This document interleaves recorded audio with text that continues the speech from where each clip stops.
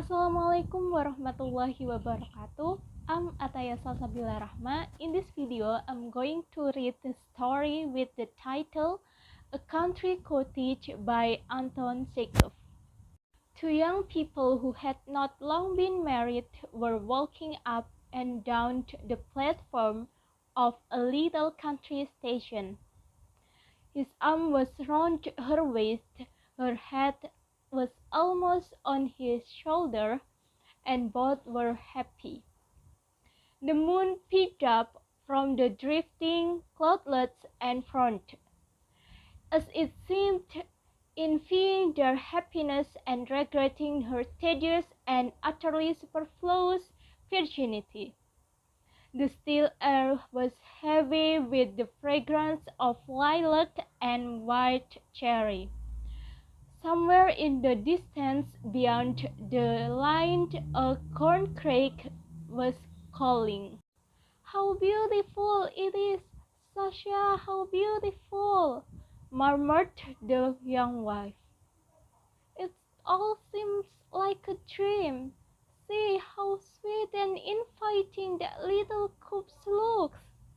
How nice those solid, silent telegraph posts are. They add a special note to the landscape, suggesting humanity, civilization in the distance. Don't you think it's lovely when the wind brings the rushing sound of a train?" "Yes, but what hot little hands you've got." "That's because you're excited, Faya. What have you got for our supper tonight?" "Chicken and salad. It's a chicken just big enough for two. Then there is the salmon and the sardines that were sent from town." The moon, as thought she had taken a pinch of snuff, hid her face behind a cloud. Human happiness reminded her of her own loneliness, of her solitary couch beyond the hills and dales. "The train is coming," said Faria. "How jolly!" Three eyes of fire could be seen in the distance. The station master came out on the platform. Sunny lights flashed here and there on the line. "Let's see the train in then go home," said Sasha, yawning. "What a splendid time we are having together, Faya. It's so splendid, one can hardly believe it's true."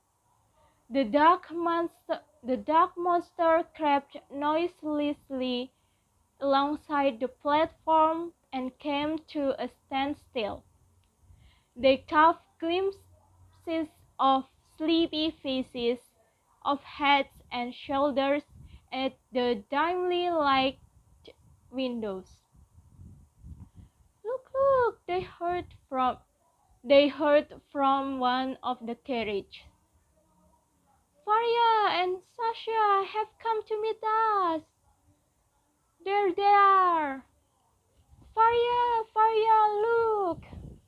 Two little girls skipped out of the train and hung on Faria's neck. They were followed by a stout, middle-aged lady and a tall, lanky gentleman with grey whiskers. Behind them came two schoolboys laden with bags, and after the schoolboys the governess, after the governess the grandmother.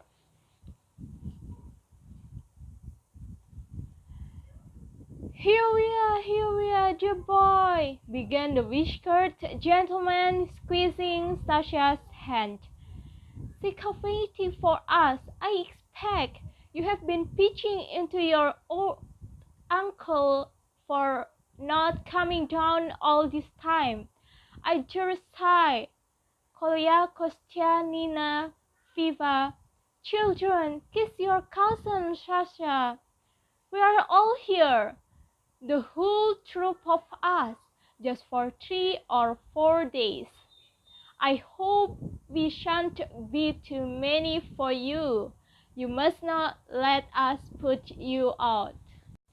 At the sight of their uncle and his family, the young couple were horror-stricken.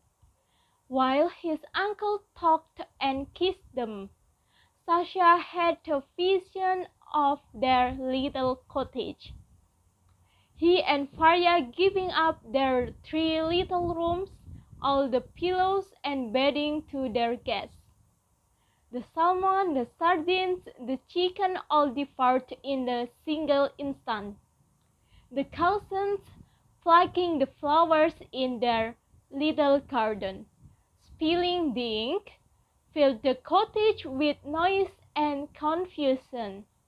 His aunt talking continually about her ailments and her papa's having been Baron von Vintage.